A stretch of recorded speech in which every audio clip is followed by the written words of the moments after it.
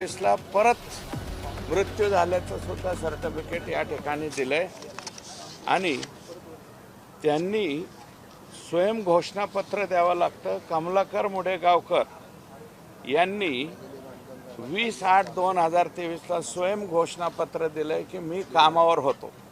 आता 2013 ला वारलेली व्यक्ती 2023 ला कामावरती कशी काय येऊ शकते?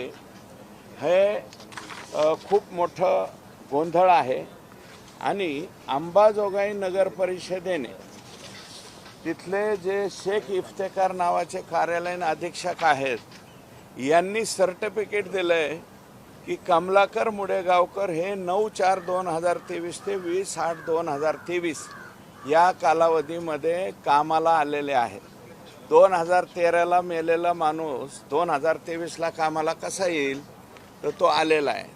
2013 ला गेलेली व्यक्ती 2023 मध्ये बांधकाम कामगार म्हणून येते, काम करते आणि परत त्यांना त्यांचं स्वयं घोषणापत्र घेतलं जातं की मी हे काम केलं म्हणून, आणि परत 2023 ला परत डेथ होते आणि डेथ होऊन त्यांच्या मुलाच्या नावावर 2,30,000 रुपये जे बांधकाम कामगार विभागाची योजना आहे तिचा लाभ सुद्धा मिळतो। म्हणजे 2,30,000 रुपये त्याच्या मुलाच्या अकाउंटवरती गेलेले।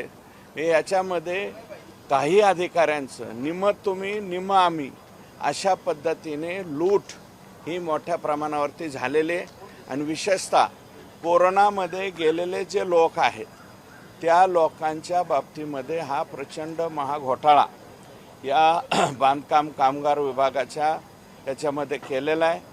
आज लक्षवेधी मी त्या ठिकाणी मांडली आणि राज्याचे मंत्री महोदय यांनी उत्तर दिलेलं आहे की स्वतंत्र अधिकाऱ्याची नेमणूक करून यांच्यावरती FIR दाखल करून या ज्या अशा रकमा कोट्यवधी रुपयाच्या रकमा या बोगस लोकांच्यावरती जे गेलेले आहेत त्याची संपूर्ण वसुली करण्याचं या ठिकाणी मला उत्तर मिळालं। पण अण्णा, तुम्ही याच्यात अजून काही घटस्फोट केलेले आहेत। अर्थातच बीडमधील काही कामगारांनी परदेशातही काम केले, कुठे काम केलेलं आहे, काय त्या कामगारांची हो, बांधकाम कामगारांच्या याच्यामध्ये नोंदी आहेत की तुम्ही कुठे काम केलं। तर काही जणांच्या याच्यामध्ये अमेरिकेचे राष्ट्राध्यक्ष ज्या ठिकाणी बसतात त्या व्हाईट हाऊसमध्ये काम केल्याचे प्रमाणपत्र जोडण्यात आले। काही जणांनी दुबईच्या बुर्ज खलिफा इथे सुद्धा कामाचा अनुभव आहे अशा पद्धतीचे सर्टिफिकेट्स त्या ठिकाणी जोडलेले आहेत। हे दुर्दैव आहे। अण्णा, यात अजून एक विचारायचं आहे, त्यावेळी कोविडमध्ये याआधी उद्धव ठाकरे मुख्यमंत्री असताना अनेक भ्रष्टाचार बाहेर आलेले होते।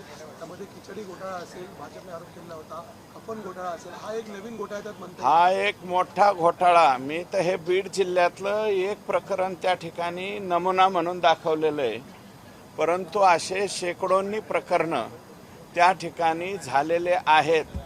हे बीडचं उदाहरण पुढं आलंय।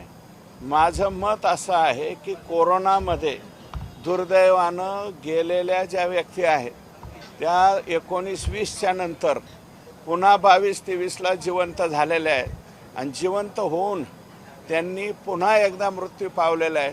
ही तमाम महाराष्ट्रामधल्या बांधकाम विभागाच्या बाबतीतली याची चौकशी व्हावी अशी सुद्धा मी मागणी करतो। शासकीय पातळीवरती मृत व्यक्तीला परत जिवंत नागरिकांचा तरुणांचा मोबदला घ्यायचा